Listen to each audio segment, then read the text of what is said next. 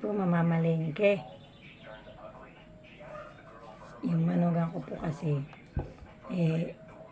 galing na rin po sa pagod. Maaga pa po gumising para magluto ng taho ng aking anak. At yun po, yung aking anak, nagtinda na rin po. Kahit pumaga yung ganito niya, nagtinda pa din po siya ng taho. Ganyan po kasipag ang aking anak. Hindi po niya iniinda yung sakit niya, basta po makapaghanap buhay na. Ako rin nga po namimiss ko na rin po ang pangangalakal. Kaso, inabot ko ang ganito. Nagkaroon ng sakit hanggang sa namayat. Hanggang ngayon po, mayroon nakakabit sa aking catheter. Pero bukas naman po pupunta ako sa aking OB. Malalaman ko po kung ito po i-operaan o gamutan lang po. Sana po, humihiling lang po ako sa inyo na masuportahan po nyo ang aking YouTube channel. Nanay Yolanda Vlog po.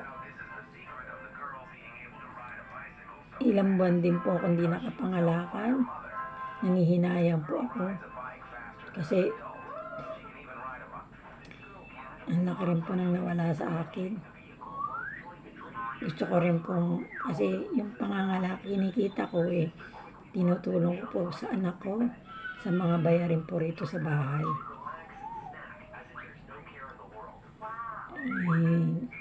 Ngayon po, 2 months na po akong hindi nakakalabas. Kaya po yun.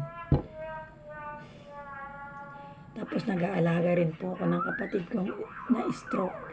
Hanggang ngayon, hindi po nakakalakad. Kaya, yun, stress na lang. stress po. Kaya sana po, ang hiling ko lang po sa inyo, mga subscribers, pa-subscribe naman po ang aking YouTube channel. Yan lang po hiling ko sa inyo. Tulong nyo na lang po sa akin. I-like and share naman po at subscribe naman po ninyo ako. Ngayon po uli ang ngayon na lang po uli ang aking bagong video. Hayaan po ninyo kahit na po may nararamdaman. Diretso po ang mag-vlog. Gusto ko rin pong kumita para naman po matulungan ko pamilya ko. Sana po huwag niyo po akong kalimutan. Pakipindot na rin po ang notification bell po para po ma-update ko po kayo sa aking mga video.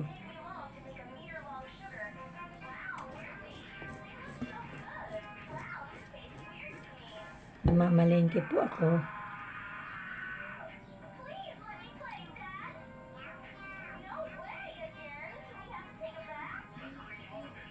Hanggang na lang po.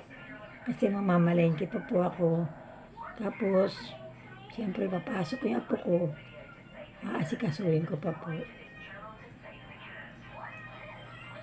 Sana po may manood, no? May manood ng aking video.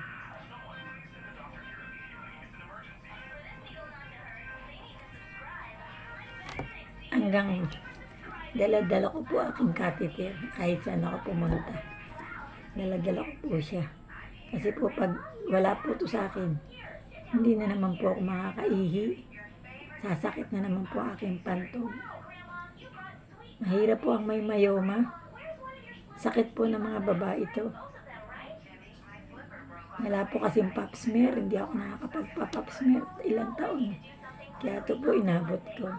Kaya kayo po mga babae, may asawa at may anak, magpatingin po kayo sa inyong OB para malaman po ninyo kung kayo po may mayoma. Kasi baka umabot po sa cancer. Hanggang dito na lang po. Mag-upload po ulit ako ng bago kong video. Thank you.